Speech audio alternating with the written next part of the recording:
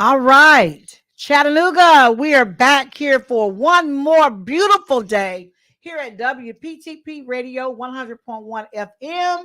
And yes, this is probably the last Saturday in Black History Month. And you all know I'm trying to do my black Afghan, whatever you want to call it. You can't see my queen, but anyway, she's on there. And so we're excited about this month. We've done a whole lot of great and wonderful things. We had a lot of people on the show.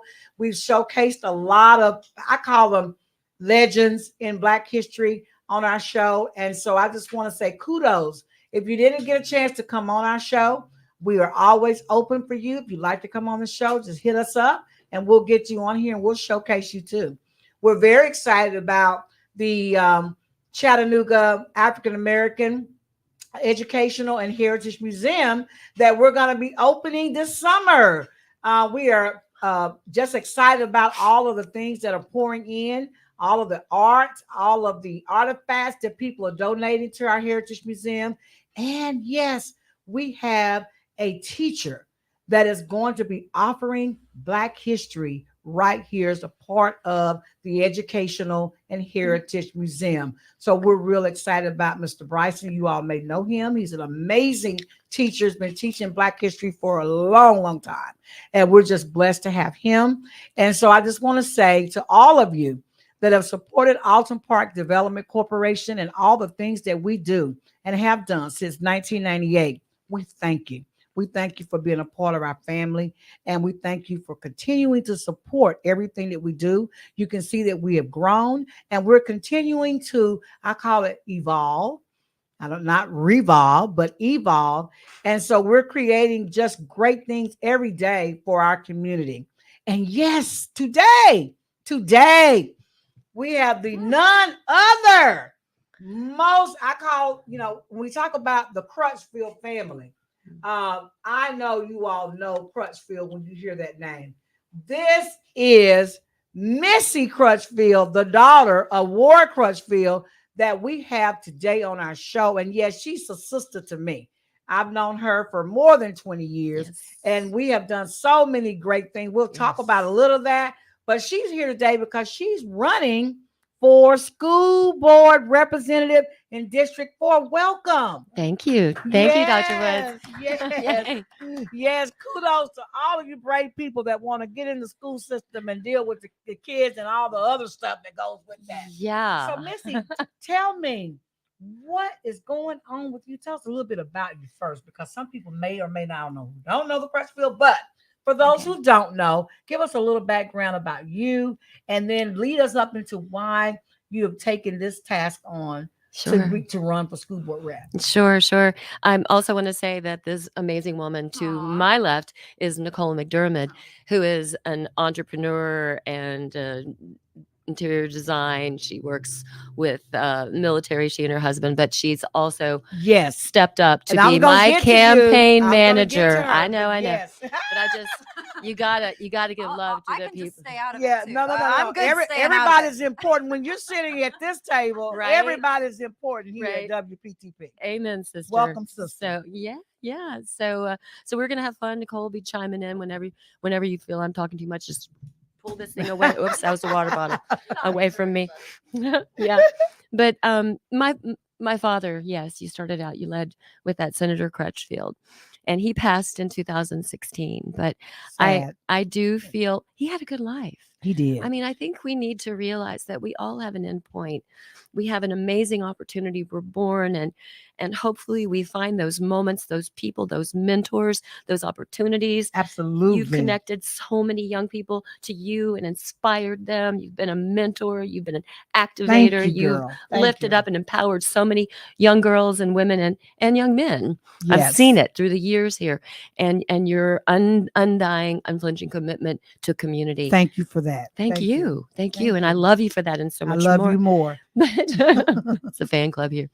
And my father did so much during his career that as Senate Majority Leader and before when he started out as a statesman in the I guess the mid 1950s before I was born.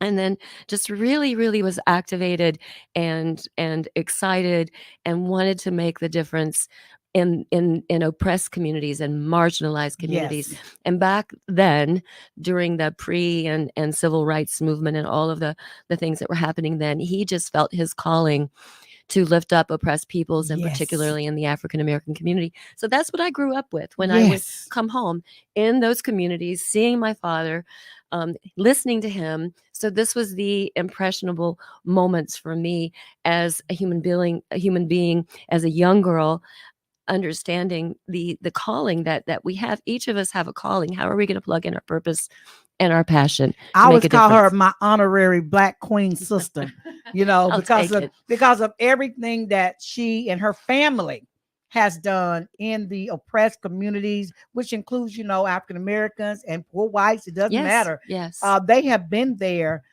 in the struggle with all of yes, these individuals that needed help. And yes, so she grew up. You grew up yeah, in that time, and you yeah, saw your dad, yeah.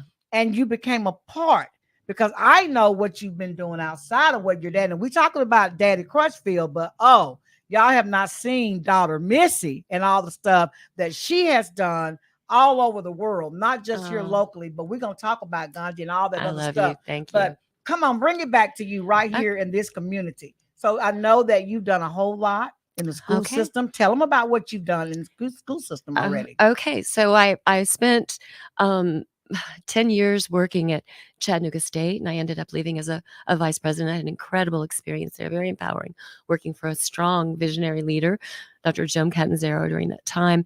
And then Dr. Bill Stacy at UTC had been trying to recruit me for 2 or 3 years, and I didn't feel like I was ready. When I was ready, I'm like, okay, we'll come. And I was honored also to work for Dr. Stacy at UTC, assisting him and helping to bring some of the things, some of my you know assets that I'm a connector, so I see opportunities. Yes. I like to pull media together. We pulled together a magazine there. We ran a magazine at Chattanooga State, so I look outside the box and see possibilities for partners, instead of looking at, which is when I went to work for Mayor Littlefield and created the Department of Education, Arts, and Culture. He named the department. Then he's like, Missy, what are you going to do? I realized that when you have a new department, you don't have a lot of line items. You don't have a big budget. So as a connector, I thought it was an amazing opportunity for me, so I could see the things in other departments that we could connect together to build, um, build more momentum and connect more resources, and really Woo. generate into the communities in a deeper way. Like, for Yes. example, Mhm. the rec centers didn't have any computers. And at the time, now this is like 15 years ago at the I time, remember that. yeah, kids had to have access to technology. White kids, black kids, poor kids whose parents were working 2, 3 jobs just to put food on the table, And pay the couldn't bills. afford a laptop and a Right. computer or the internet to cost the bill for the internet. Exactly. So Yes. I saw the opportunity, but nobody had any money to buy computers. I'm like, that's crazy. Okay, I'm going to find a way to bring computers in. I know that once you bring something in, and once it proves itself, then the next fiscal year they'll put a Yes. budget in, which is what happened. So we approached several companies and got computers donated, because my team knew that every couple of years most companies have to get new computers Yes. because they have to stay up with the challenges. So what happens to those computers? They get thrown away, they get given away. Mhm. We're like, you give them to our rec centers, you get the write-off, you get to be the hero for the kids, and we'll throw you a lot of love in the media, et cetera, et cetera. It was a tremendous Oh, success. wonderful. What a wonderful story. What a Yeah. wonderful story. And that's one of many stories. So I felt like we were the department, and with our successes, we got to run the civic facilities. And then Councilman Benson, rest his soul, when he was had Heritage Park and Heritage House, when they renovated it, he said, I want Missy's department to have Heritage House, because he loved the kind of cultural programs and Yes. the way we were connecting the community and really, really bringing these facilities to life. So worked a lot with Larry Zender and Parks and Rec, a lot with other centers. We inherited the senior center at Eastgate, which I'm Okay. very sad that they ended that I contract know. at So you Eastgate. were in on that initial Yeah, forming of that. when it was just struggling, and then I went in and negotiated free leases at Eastgate Mall, and we expanded. We got not just recognition and awards in Tennessee, we got some recognitions in the country, and that center was thriving. So I'm hoping to stay on the city, and hopefully they will find a way. I understand they are making a commitment to have another senior center, but we Yes. don't need to split Glenwood and have senior programming and kids programming. Senior centers need their own center. Glenwood needs to have Yes. more opportunities, but especially in the summer, and just opportunities for kids. We got to get them off the streets, get them in safe centers, keep them protected, homework help, mentors, so that they're not driving around. Because what's happened since then is that there's been some shootings. Mm-hmm. Mm-hmm. We were talking about that at the Glenwood meeting recently, and Notre Dame and the Glenwood Right. Center, and some drive-by stuff. So when we have the kids engaged and safe in centers, in spaces where they're getting homework help, where they're finding hope and opportunity, Mm-hmm. that's how you turn a community around. That's how you change the trajectory. That's how you reduce violence and gang involvement. You have incredible partners and programs and centers, and I'd love to see more faith-based spaces, and I will be reaching out to some partners in the near future, and just surrounding our kids in this district and beyond, hopefully inspiring beyond, because Right. that, these lines are imaginary. Yes. I Yes. won't come to Alton Park, whether it's my district or not, and Well, they redraw the lines every so many years, 10 Yeah. years or so. So today you're in this area, That's true. tomorrow or 10 years from now, you're in got a whole new set of schools. It's not even the ones you were before. That's true. So I'm interested now. If you got people listening out there right now, and some people don't know what you've done. I mean, you gave us a good history there. There's tons more that she's done. But those that are listening, Missy, tell them why you would be the perfect person for the kids in this district, and not just this district, because I heard you just say that you go outside your district. But why do they need to consider you? Because we're not going to call any names or anything, Right. because but why is it that you would be the perfect person? Because I keep it real on WPTP. I'm just gonna keep it real. She does. And I'm too old to worry about what somebody think or say. I don't care. There are people in this district. This is a predominantly Black school district in terms of the schools. Name the schools real quick for our listeners. Okay, we've got CSAS, Upper, Lower Orchard, Knob, Middle, and Elementary School. My voice is a little hoarse. Sorry, I've been dealing with allergies. We got Chattanooga State High School. We got Virtual School. We got STEM School. We got Hardy and Washington Alternative School, Tommy Brown Academy, Classical Studies, and construction. The construction school, career center. Yes. Okay. Yeah. Okay. I'm really excited about all of them, but that construction school, that's got so much potential. Yes. And Okay. these kids, they're going to be making more money than doctors and lawyers. And I'm just, for all. Okay. So, I'm going to hit it hard. Yeah. Because, I'm going to keep us focused here. For all of the people that are saying, we need somebody, and, it always boils down to this. We just want somebody Black. We just want somebody Black. It just needs to be a Black person. Answer that question. It needs to be a Black. It needs to be a Black person. I don't care which. I don't care. It needs to be a Black person. Answer. Look at the camera and tell people why it don't matter what color you are, and why the qualifications and the experience behind what you've already done, and why that gives you the edge over your opponent as you all go to the polls and you're voting and you're thinking. Erase that idea out of their mind that it needs to be a Black woman or a Black male, whatever. Why should I vote for you? I'm looking at, it's 7, 9, how many members is it now on the school board? 11. It's 11 on the school board? 11. They added his district. 11. Jill Black's district. And there are 10 white folk on the school board. One's Carissa Moses. Is there another Black person? No. One Black person, one Black woman on the school board. And here you come along, the election is open, and they're saying, we just need another Black person. Okay. Now, you know me. I'm judiciously fair, and I look at quality and I look at experience, even when I'm hiring people. I have probably the most DEI, most diverse equity and inclusion staff in the dental profession. But for those who are out there and they got to go to the polls, I think next week is the last week The for early 27th, vote. the 27th. Yeah, I think And it's then Thursday. elections on March the 5th. Correct? Correct. There are people out there saying we just need a black person. They got 10 white folks. That's enough. We need a black person. I don't care. I don't care. Talk to those people out there and Okay. convince those people why it don't matter. Why you are the right person for this position. Because I'm not sure they convinced. Some people don't even know what a school board representative do, what their job is, number one. They don't understand how important connections is when you're trying to get things done. That's true. They don't understand that. And you have those connections, you have that experience. So I want you to convince all them folk out there, black and white. I'm mostly talking to black folks because they're sitting out there talking about we just need a black person. I don't care. We just need a black person. We ain't got 10. We got 10 white folks. There ain't but one black person, and she up there by herself, and she losing every battle that she's proposing. Talk to them, Missy. Talk to them. You have thrown a lot at me to answer, and I will do the best Do I the best can. that you can. Do the And best that you can. Do the best that you can. First off, I want to say I actually like my opponent.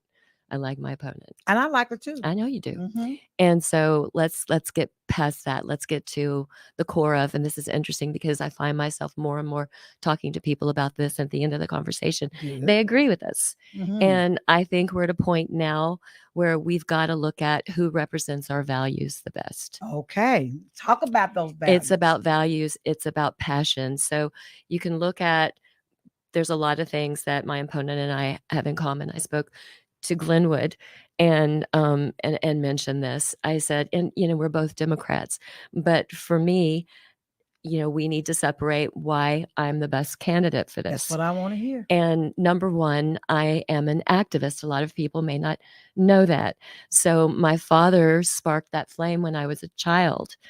And I remember being in New York, and he took me to New York. It was maybe the only trip that we ever took outside of Chattanooga, because he was just so committed to Chattanooga and Hamilton County, Nashville. Mm-hmm. And at the time, I'm 8 years old, and the Black Panthers were protesting in the park in New York City, and Angela Davis had been incarcerated. Mm-hmm. And I'm there in New York, Caucasian little girl with my dad, but this is my dad who was so committed and understood what the Black Panthers stood for and knew what Angela Davis was doing and had done, and this whole thing.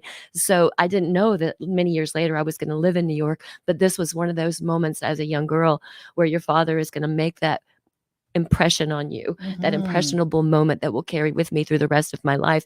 And he said, sweetheart, there's nobody in Harlem to take care of the African-American people. The Black Panthers are doing what other people won't do. He explained to me that when people have to come together to take care of themselves, when when dominant culture, or, whatever patriarchal culture, and that this is what's going on, the healthcare services, the protection, the community, and they're getting a bad name because of this, and then teaching me about the civil rights movement and the journey of that. And so later, when I decided to make my Twitter name, and the park, they were saying, sisters, free our sister, free our sister. So years later, when I had my handle for social media at Sisters Speak Out, when I went to the Jewish Voice for Peace meeting, working as human rights activist, I'm a human rights activist as well as animal rights, climate justice. Y'all hear that? This woman is a human rights activist, a civil rights activist, okay, a people's activist. Okay, come on. Climate justice, yeah. So Angela Davis had graduated from Brandeis, and she was invited to speak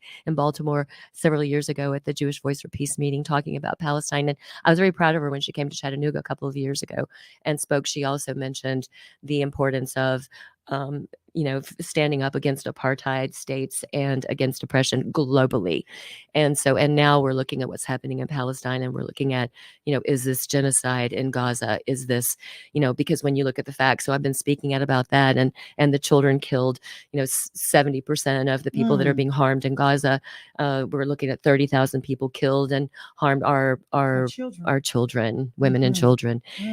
Yeah. So that's a whole other conversation. But so when I started the when she hugged me and I shared that story. And I'm like, this is what I'm wired for. This is what connects my heart. This is when I realize my purpose and my passion is to help people, to help living things on this planet, to help, climate justice. It's just, we're all connected. We all breathe the same air. We all drink the same water. We all live downstream.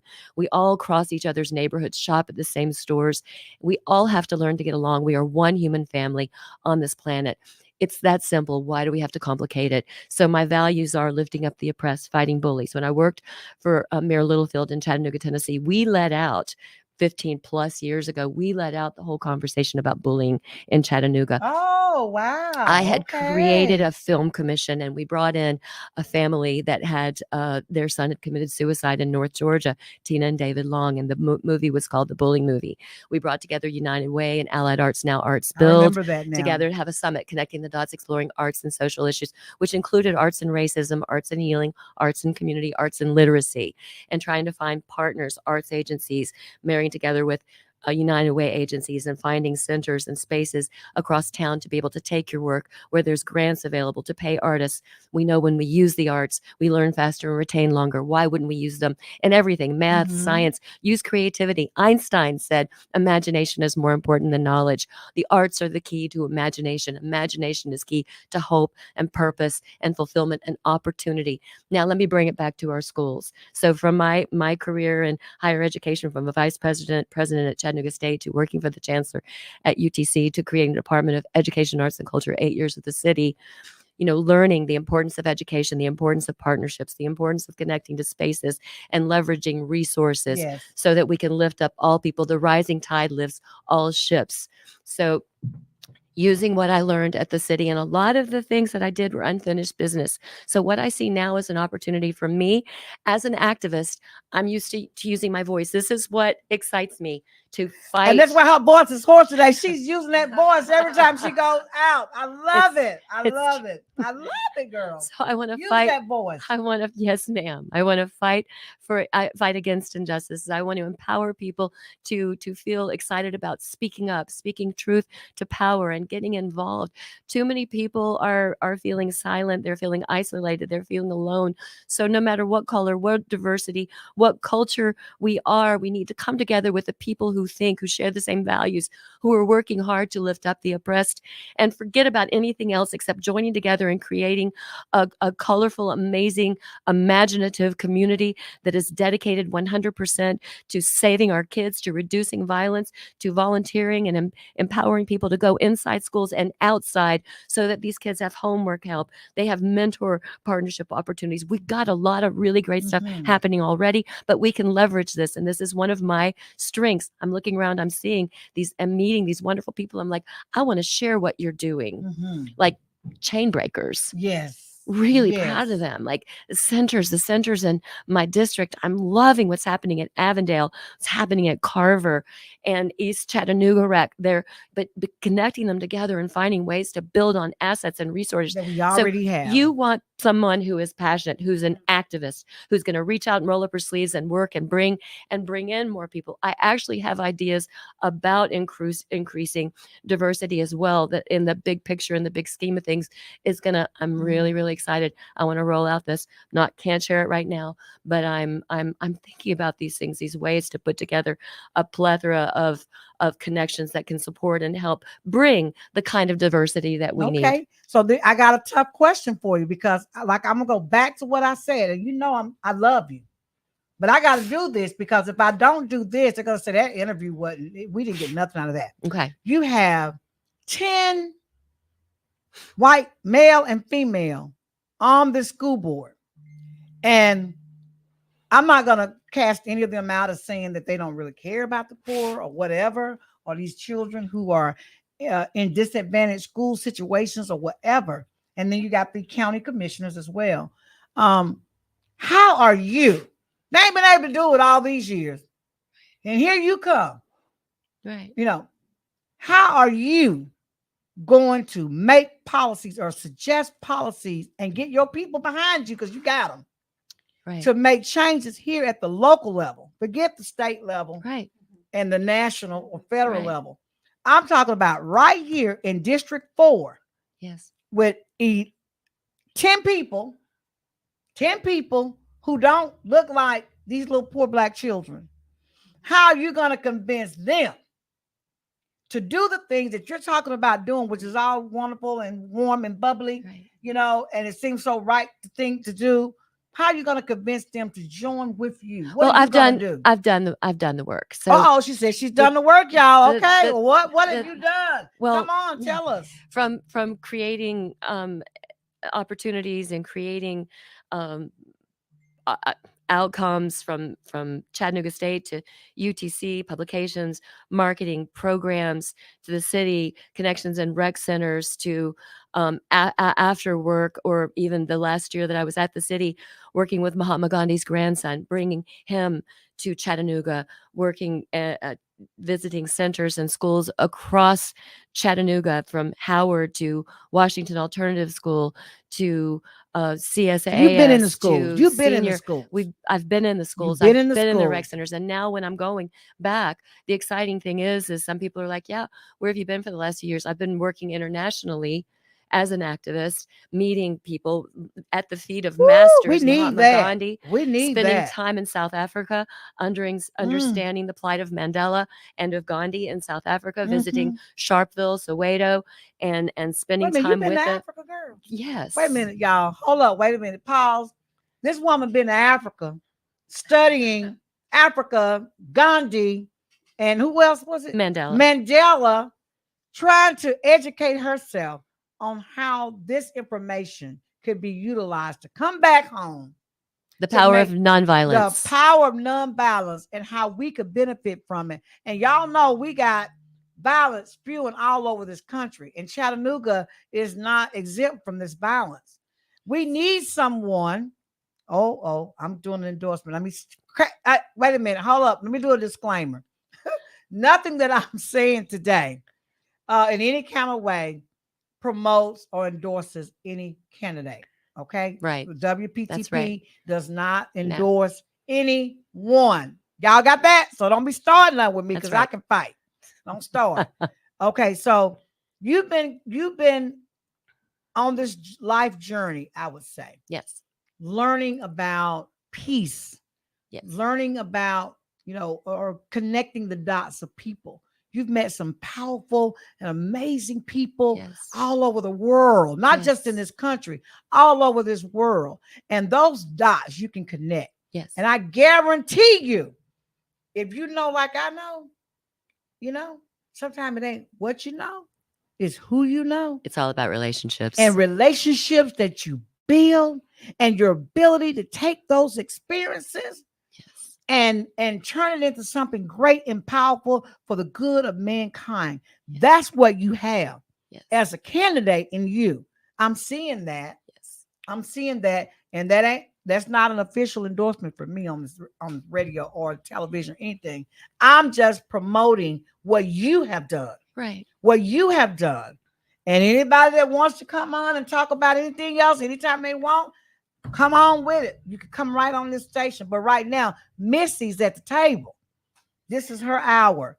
And I'm trying to help people understand why, just because you're a white girl, okay, and people say you privileged, sure, and you can't possibly understand black folk and what black children go through every day.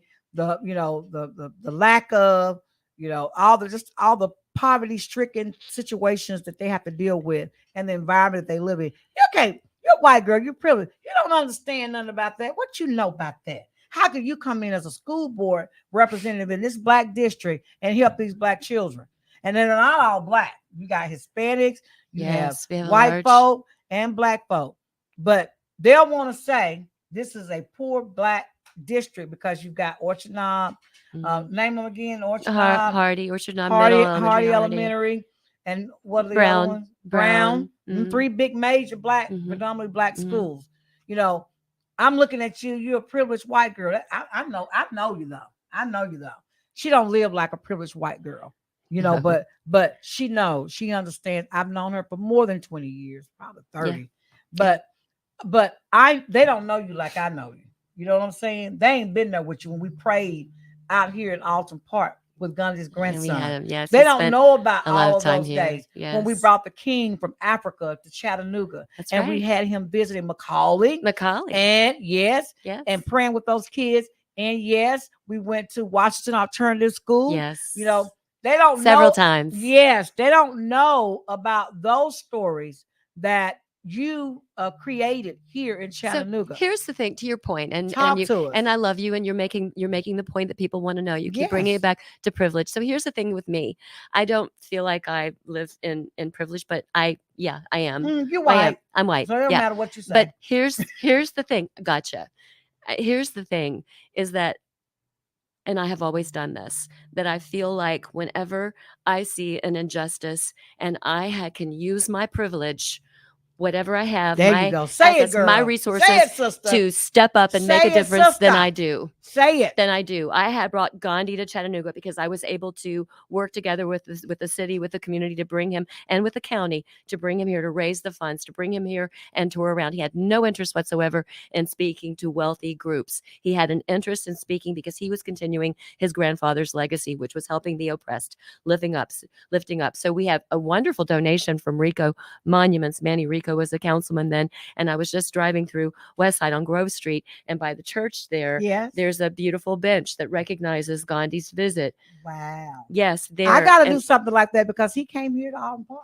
Remember Yes, that? yes. We prayed. We need to have that. Right outside. I got pictures. So I when he used was my here. yes. Yeah, I got pictures. They're on my Instagram too. Yes. So using whatever assets, whatever resources to put the spotlight on what's happening here with our kids, with our communities, the good and the not so good. The not so good, challenging. You've got assets. You have resources. If you are not stepping up to connect and make a difference here, we're watching. Right. And We're shame on watching. you. Yeah. So and you have a responsibility to do this. It really kind of comes down to Spider-Man. I used to tell my son this. It's like, with great responsibility, with great power comes great responsibility. So when whatever you have, whatever a lot bit of privilege, you have a responsibility to share this and lift up others.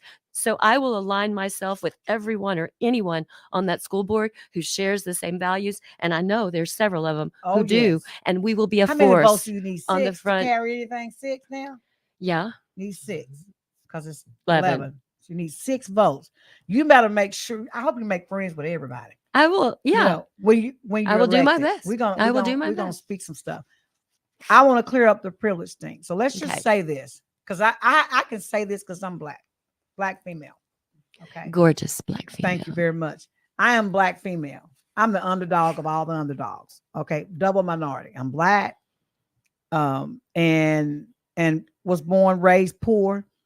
Wasn't nothing given to me. I didn't go to GPS, Macaulay, Baylor, all these I other didn't either. things. Yes, both my parents were very poor. High school dropouts. One went back to school. Yes, she did. My mom went back to nursing school. My daddy was afforded an opportunity as a grinder in the factories to go back and get a welding certification. Back when school didn't have welding, they sent you to school for 12-week program and you got your welding license. Okay. So they rose above their challenges, and it inspired me to do that. But I get this all the time. I'm a black underdog. Your kids are privileged. And you know what? I say, you're right. They are privileged. You know, I will not apologize for being having the privilege of not just for myself, but the privilege of having the resources and being able to know some folk that know some folks to help some folk. That's right. So I'm going to take that, whatever it takes, to know some folks, to help some folks. I say that's by the any bottom line. By any nonviolent means by necessary. Any nonviolent means necessary. So yes, you can call me privileged, but watch what I do with my privilege. Yeah, exactly. It's not about being privileged. It's about what you do with what you have. With what you have. That's right. That's it right there. So call me privileged. And I'm going to tell you, yes, thank you very much, because with my privileges, I've helped thousands of people. Yes, exactly. And that's who we need to be looking at to elect, to lift up. Those who are going to use, they're going to dig in their pockets, they're going to call, they're going to use whatever means they have available to them to empower and impact communities for good. We have a moral obligation to do that. Yes. So that's what I want the people to know, that there is a moral obligation with this young lady. Because as you said, she's white. She don't have to give a darn about me, you, your mama, your daddy, your children, your grandchildren. She don't have to. But I It's do. inside of her. If I did It's her not, very essence. it's my purpose. Well, and it started from when you were When I was a girl. child. And her That's right. daddy, Yes. Mr. Ward Crutchfield, rest in peace. Your daddy. So a little story about him. Yeah. He brought back in the 50s. This is how courageous he was when he was just a young statesman. Just I think he was in at the time he was in the House of Representatives, and then he moved to the Senate pretty much later. But this is 1950s, and he brought a young African American man onto the floor.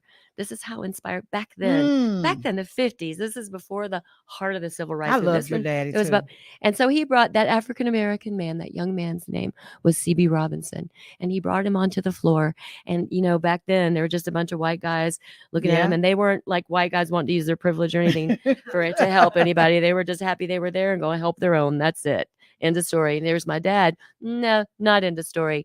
Meet C.B. Robinson. And they looked in shock and shaking their heads and jeering at him. And he stood up and he said, you know what? His name is C.B. Robinson. He's going to be back. Get used to it. I'm bringing him back. Oh, come on now. Yeah. And he got death threats. He got death threats for that. It's like crazy, right? But Y'all that's don't who he know is. how many white people That's who he was. have stood in the gap for us black folk. Yes. Have gotten killed just like we did. Yes. Death threats, house burnt down to the ground just like we did, because they had a moral obligation, and it was in the essence of their soul to do right by people. And that, if you all remember Ward Crutchfield, I want you all to think of the fact, if you loved him to the day he died, you got his protege, his child, right here, that have watched him every step of the way, and he poured everything he had into her. That's not an endorsement, y'all. It's just the truth about this person sitting to my left that I know personally, because it's something about, you can feel a person. I know white folk. You understand what I'm saying? I do. You can't fool Dr. Woods. I know white folk. Okay. I have had conversations with a few people. Yes. They've said the same thing. They go, I have a cannot- BS indicator and you're good. I'm like, thank you. I got it. I'm Thank telling you. I've got that ability to discern white folk and black folk. But I'm going to talk about white folks because that's an issue here in this election. They brought it up. I didn't bring it up. I can discern. And your opponent's a good person too. So I'm not knocking her. Yes, I know. Okay. But I can discern when a white person is BSing me. Okay. I went to school with them. I went to dental school with them. I went to undergrad with them. I worked with them. I play with them. I got business relationships with them. We travel all around the world together with them. I've been on boards with them. I fed them. They fed me. I've been everywhere with them. You see, and I'm comfortable in my skin right now to tell you when I have been BS by a white person. I can tell you, I know their language. I know how they talk. I know how they look. I know how they squirm in the chair. I know how they get uncomfortable. I know how their face turn red as a tomato. I know all of that. This lady sitting next to me is not a BSer. This is a real white person right here that love black folks too, and poor people in general. Yeah. In general, those that have and have nots, those that are less fortunate. She's a human rights activist. I like that. We need a person in the school system, whether it's you or Jackie. We need somebody that's going to stand up for our babies and give them a chance and fight for them, even when it's not popular. That's what you got to do. People do things that is popular. If it ain't popular, they don't help because they feel like, the bullet's going to be at their head. But when you can stand up for something, even when you know it ain't popular, the threat or risk of you being killed yourself, that's a real activist. And I tell people that my children, like, Mom, you shouldn't be doing XYZ. Somebody's going to hurt you. I've had death threats. As president of the NAACP, I've had death threats. But you know what you tell them? If God sent you on an exercise, on an assignment to do something, God's got your back. And even if you die in the process of carrying out your assignment, you fulfilled your purpose. You have fulfilled your purpose. That's right. So you cannot be an activist That's right. and be afraid of No. anything, No. not even if it's death. No. No. And Because that's what I you're know driven about by your activists. passion and purpose. Your purpose drives you, and you already know one day someone may kill you. One day you may not make it home. One day this or one day that. You already know that. You've already accepted that. And then if you're close to God and you know God, you already know that however I die, if I die in his name, okay? If I die in his name, you just help me out if you kill me sooner, because guess what? I'm with him. Well, I'm with him. It don't matter. You can't kill an activist that love God. How can you kill him? No, because Gandhi, Christ, Mandela, so many, the Buddha, They still live they're on. even more. They still live on. Even more. You Yes. still live on. Martin Luther King is still living on. Dr. King, yes. And he, if you see the iconic pictures of him in his office, and he has a picture of Gandhi behind him, Dr. King, so much of what he carried was really Christ's message. He on earth during the time probably carried the most of Christ's message of anybody in the world. But he said, Gandhi gave me the method, nonviolence, and Jesus gave me the message. All right. So tell us 3 things that you're going to do. You're elected. Now you've won this election and you got to go to work. Give me 3 things you want to see accomplished in this first term as the school board representative for District 4. 3 things that you're going to chop at right away. What is it? Okay. And then I'm going to let Nicole say a few things afterward, because she's probably going to want to direct people to find out more about us too. But one of the most important things to me is to make sure that our kids have free breakfast and lunch. Bradley County has done that. There's no excuse for Hamilton County to not, whether you're a Title I school or not, we need to have free breakfast and lunch for our kids. They can't learn if they're hungry. You got that right. Now, I want to do one more, and that is to make better options on those plates, because I'm not thrilled with a lot of the what I'm seeing, hearing about that are on the plates and school lunches. We need more plant-based alternatives, plant-based options on those lunch plates, fruits, vegetables, things that are going to help fight type 2 diabetes. Nutritious things. And curb diabetes and some of the obesity issues we're dealing our with. Kids, for the first time in history, about 10, 12 years ago, we started learning that our kids are getting type 2 diabetes. This is an older person disease. This should never have happened with young people. But because of the processed foods and the junk foods, including some of the stuff that they're getting in the cafeterias. So we got to turn this thing around. Or what they said back 12 years ago when they were finding this out is that also, in the first time in history, our kids are not going to live as long as the adults, as their parents. Right. And that's a tragedy. So you want to tackle that problem. So I called the Humane Society of the United, because I do animal rights work too. And they're, excuse me, they're about more than just puppies and dogs. They have actually been doing a lot of work across the country with school boards in states and in counties where they welcome them in. And they said, Missy, when you're elected, reach out to us. We will fly on their dime, their chef, to come in to meet with our district cooks. And I'm like, I want you to meet with all of the districts. I want Hamilton County to be a pilot for the state of Tennessee and even beyond. All the districts have a countywide, citywide meeting with the cooks. They're going to show healthy eating, give them recipes. This is all on their dime. Put nutrition back in the program. Yes. And they're going to show cost savings. Now, what can we do with I those was going to cost ask you about savings? that. Things are expensive when you start eating better. We're going to so save. How are you going to save the money? They're going to show us how to do this. So where will that then parlay into how we can help our schools? We're saving money. So what can we do with the savings? That's the next connection. That's the next question I'm going to ask, because I'm a connector. I'm looking at connections. So what I also want to do is find our chefs who are invested in this in local restaurants and markets, and get them in this conversation when they fly in, so that the whole community, the city, the county, is involved, is rolling their sleeves up, looking at food in a new way, in a different way. So and the parents, educate the parents and the restaurants. Because when they go home, they're going to get their barbecue rib and them hamburgers. So let's and think them twice French fries about this. and them eggs and bacon. So let's get the parents. What you gonna do about that home stuff? Now? Nobody can beat you down better than a kid. Let's face it. So when we sell these kids on this, they're going to go home and they're going to beat on their parents and say, I want those healthy food options. So miraculously, we're going to get healthier citizens across the city and county. All right. That's a task. Okay. So that's one thing. We're going to have healthier food. Number two, we need to get arts back more in the curriculum. I agree. So we know back in the 70s when they pulled the arts out, I was talking with arts build. Now it's arts build now. It was Allied Arts back several years ago, and Marilyn Harrison was the person I was having a conversation. She said back in the 70s they pulled the arts out of the curriculum, and that's when public education started falling apart Ah, because we learn faster and we remember longer, we retain longer when we use the arts. So so the arts are just creative ways, using your imagination, using creativity, yes, certain disciplines, but why wouldn't we find ways to connect math, science, English, everything across the curriculum using the arts yes. and engaging,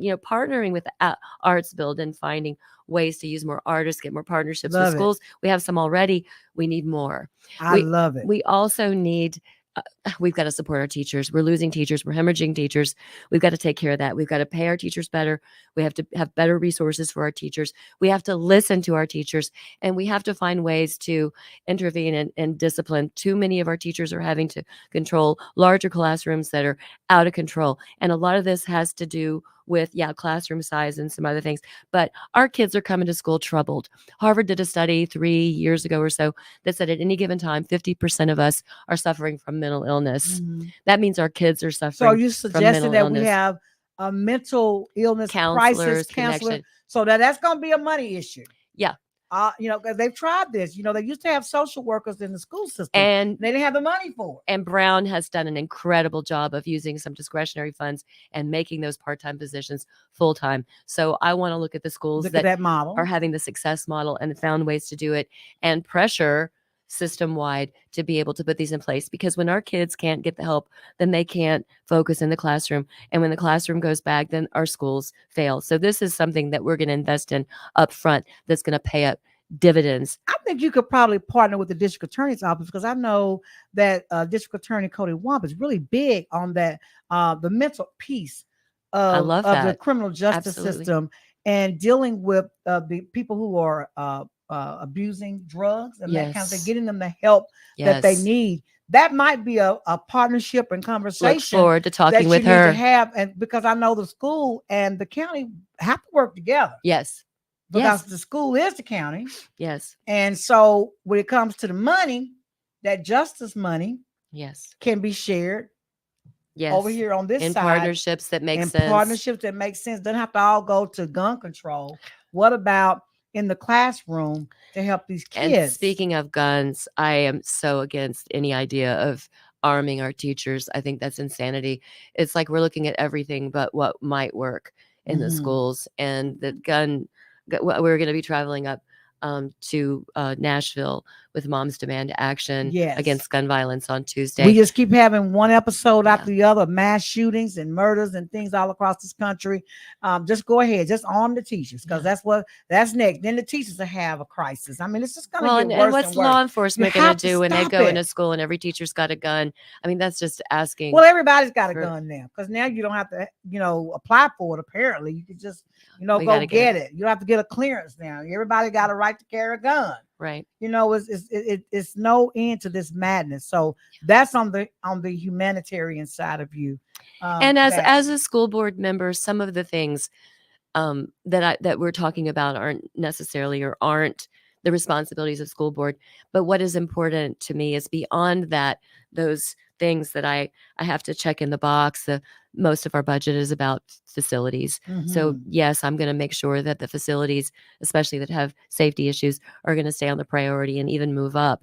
I think too many times some of the schools have been ignored or pushed back when they've Mhm. waited their fair time. So Decades. whether they're in my district or not, if there's asbestos issues or leaking roofs, that if you put that off, that's going to be exponentially more in the Mhm. future. I know that. I do property management. So some of these things, I bring that to the table. Mhm. We've got to address, and that's the biggest part of a school board member is policy and voting on facilities repair and new facilities. But beyond that, I am an activist. I will use my platform and my voice to find any way, anything, any partners to connect for good in my community and across the county. I love it. That's a good note to end on, because here, and we got to let you talk. Nicole. Because yeah, you got to you got to weigh in on Give this. you We a got break. about 10 minutes left, so you got time Good. to talk. Yeah, you got time to get it in. Oh, great. Thank tell you us so who much you for that are. generosity. Tell us who you are with reference Can to Missy. Can you hear the sarcasm in my voice? Right. Okay, I okay. hear it. You're turning. I see your face turning now. She can get Uh-oh. embarrassed. She It's gets not- embarrassed. It's the blush. Oh, It's- you got blush on. I'm not turning red because I'm doing Okay. anything, Okay. shady here. I believe that she's tough. Yeah, I heard. Yeah. Okay. I am. I'm a more of a behind the scenes fighter. That's Tell where us what that's you are to Missy. 'Cause yeah. Everybody wants So to know. yeah. So my name is Nicole McDermott, and I'm Missy's campaign manager. And I'm really excited to be here today with you guys. This is pretty cool. I'm really enjoying this. You can find us pretty much everywhere at Elect Missy Crutchfield. So electmissycrutchfield.com and on all of the socials. Give us your hashtags if we could put that up on the screen, and it'll be a part of the taping. Yeah. So Elect Missy Crutchfield is what I'd like to add. And I just have to say I am not a person who historically loves politicians. I in the past You're I've a probably good person. That's what it is. well, and maybe some people can relate to this, but I've never seen myself as a joiner. Mhm. I'm not really somebody who joins up You're a to leader. different. I like to live outside of organizations. I feel like that keeps me honest, and Yes. it keeps me what's the word for it?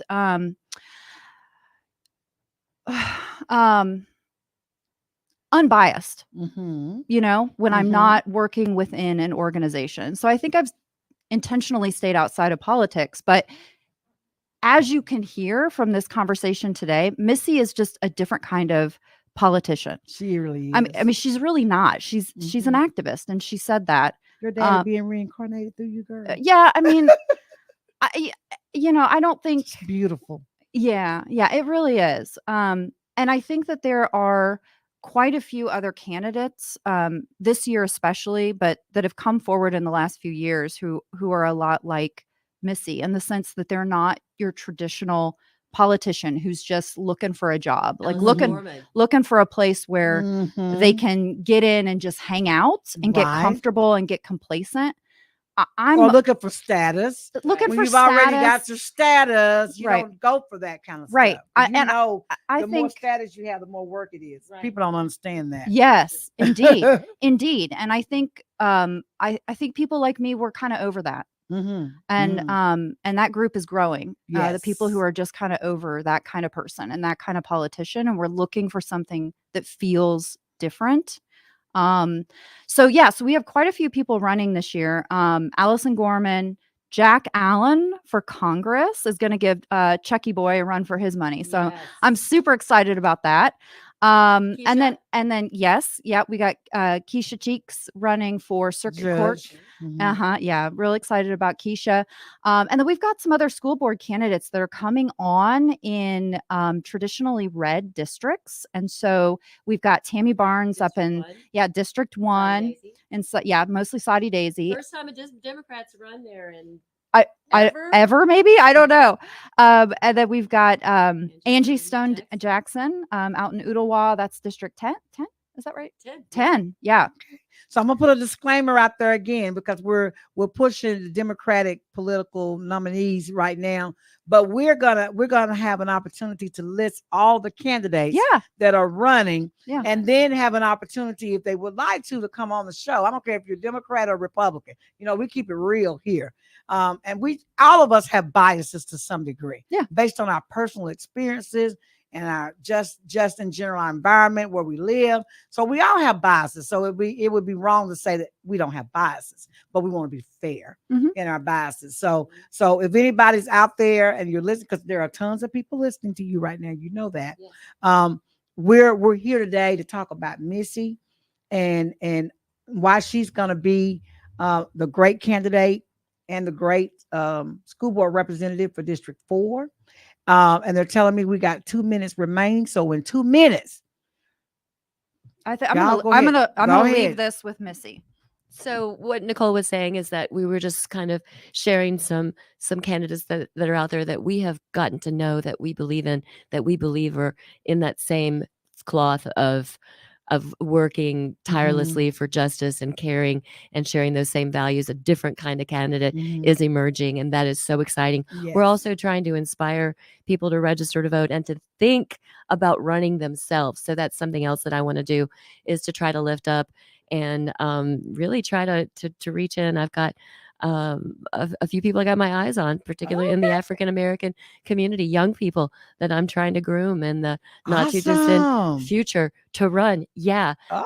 So looking at connecting the dots, that future for building diversity, inclusion, and equity and beyond. So just look at the person, vet their heart, vet their soul, check with their values and see, is this person in the short run and the long run going to work for building the kind of community that I want, that I believe in, that will free us all to be that one human family, that one family in Chattanooga and Tennessee, and then connecting across the country to raise awareness for the oppressed and the disadvantaged and the less privileged, and those who are just who want to, we all want to have safety in our communities. We all want good schools. We all want, to have food on the table. And when one doesn't have it, then there's going to be problems. There's more than enough to share. We've got to get rid of this mindset of not enough, not enough. We have enough. We just have to reach into our hearts and believe and stop focusing on this different mindset. We need to have a mindset of gratitude and gratitude and having enough abundance. Thank you. And sharing abundance. That's what I was searching for. Well, I'm going to amen that. And that's an awesome way to end our show today. You all know that this is Saturday, and you all know how I end my show. Tomorrow is Sunday. We have to thank the Lord for all the blessings that he's given all of us. And if you don't have a church, you're always invited to Greater Emmanuel Apostolic Church, located at 400 Tunnel Boulevard, where Pastor Paul Warfield Jr. is our pastor. And you know what? You can't get to a church. You may not have transportation, or maybe you're bedridden. I don't know. Or maybe you got some stuff going on. You can't get to church. You know what I love? Most churches are now being live streamed. So you can go to church virtually right from your bedroom. Right, if you're in the kitchen cooking dinner because you got some folks coming over for Sunday evening, go ahead and cook your dinner. Flip that TV on. Turn to one of the churches that you want to hear and listen to them, and praise the Lord from your house. You can do it right from your living room, your bedroom. I know some people got televisions and computers and things in their bathroom. I mean, wherever. Just be sure to give the Lord thanks, because he's worthy of that. And if I know you can thank him, because if you woke up and you're listening to me, you could have been dead, sleeping in your grave. You're closed in your right mind, so you can understand me. You could be, not in your right mind, but you are. So I just want to tell everybody, be grateful. I'm grateful. They're grateful. We're all grateful. We're all blessed in this wonderful world that we live in.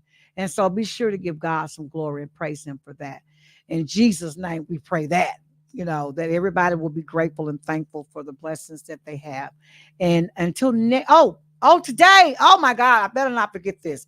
Today, the movie premiere, Unsaved, is going to be held right here at the Chattanooga Civic Center at Mountainside, where the infamous filmmaker Devon Cooper Sr. is the movie director, filmmaker, just an amazing entrepreneur. He's going to premiere his movie Unsaved right here today. Starting at 5:00, the doors are open with cocktails and mingling and red carpet and dinner. And then around 6:00, we have a comedian out of Atlanta that will be here to give us googles and giggles. And then at 7:00, the movie is going to show y'all. No one has seen this movie. Parts of this movie was shot right here in Chattanooga. So I'm excited. I can't wait to see the movie. It's going to be today from 5:00. And then also it's going to premiere again tomorrow. So for those who can't come out today, please feel free to come tomorrow, Sunday. The tickets are online at eventbrite.com under Unsaved in the city of Chattanooga. $30, you get a movie, dinner, a comedy show, and all that good fellowship in here. We'll be here. Yeah, oh, Missy's team is going to be here tonight. We're going to have an amazing time. I know I've heard and talked to a lot of folks. Yes, it's rated PG-13, so you know